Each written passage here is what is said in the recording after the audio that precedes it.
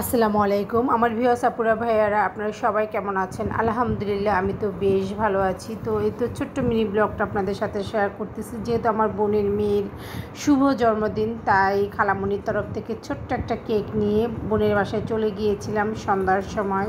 তো এই তো আর গিয়ে দেখি আমার বোন একদম ঘরোয়াভাবে কিছু আয়োজন করেছে বাচ্চাদের জন্য, যে খাবারগুলো বাচ্চারা বেশি পছন্দ করে। আলহামদুলিল্লাহ আমাদের বাচ্চারা অল্পতে অনেক বেশি খুশি হয়ে যায়। তো আমি আসার পরে বোনকে বললাম যে তুই বের হ, বাকিগুলো আমি একটু গুছিয়ে নিই। বাচ্চারা যেহেতু রামেনটা খুব বেশি পছন্দ করে, তাই আমি রামেন রান্না করব। আর চিকেনটা যেহেতু তেলের মধ্যে ভাজা হচ্ছিল, তো এই তো আমি এখন এটা একটু ভাজা ভাজা হলে নামিয়ে নেব। এদিকে রামেনটা আমি সিদ্ধ করতে দিয়ে দিয়েছি, সাথে দিয়েছিলাম হলো চিকেন মোমো। চিকেন মোমোর সাথে রামেন রান্না করলে বেশ ভালো লাগে। আর বাচ্চারা এত বেশি খুশি ছিল, এই ওদের ছোট ছোট খুশিগুলো সত্যি আমাদের কাছেও বেশ ভালো লাগে। চেষ্টা করি বাচ্চাদের এই ছোটো ছোটো খুশিগুলো আমরা ধরে রাখার জন্য।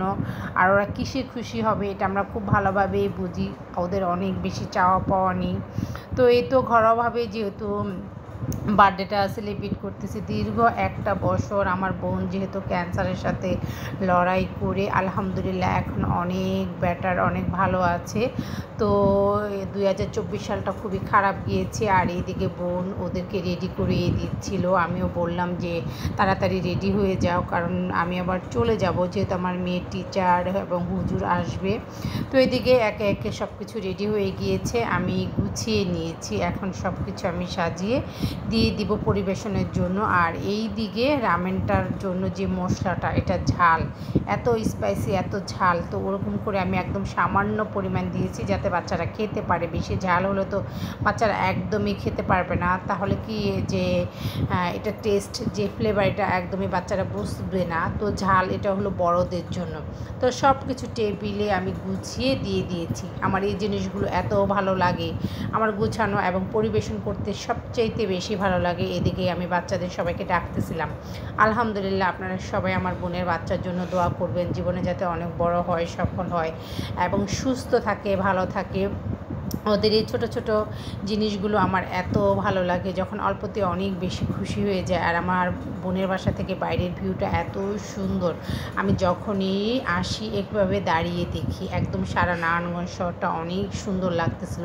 যেহেতু মেন রোডের সাথে আর শীতলক্ষার সাথেই যেহেতু ওর বাসাটা, তাই পরিবেশটা অনেক বেশি সুন্দর দেখাচ্ছিল। তো এই তো বাচ্চারা অলরেডি রেডি হয়ে চলে এসেছে। আর আমাকে বারবারই আমার বোনের মেয়ে বলতেছিল যে খালামণি তোমাকে অনেক ধন্যবাদ, অনেক বেশি খুশি ছিল। আলহামদুলিল্লাহ ওদের এই ছোটো ছোটো খুশিগুলো দেখে আমিও অনেক বেশি খুশি ছিলাম। আমার মেয়ে তো অনেক অনেক খুশি ছিল। বোনের বার্থডে মানে তার নিজেরই বার্থডে, কখন আসবে, ওকে সারপ্রাইজ দেবে। যেহেতু গত বছর ওরকমভাবে কিছুই হয়নি, কিছুই করা হয়নি। তো এতে একে একে সবাই একসাথে হয়ে চলে এসেছে। আর আমার বোন ওদের অনেক ছবি তুলতেছিল, মানে একদম ক্যামেরায় বন্দি করে রেখে দিচ্ছে স্মৃতি হিসেবে।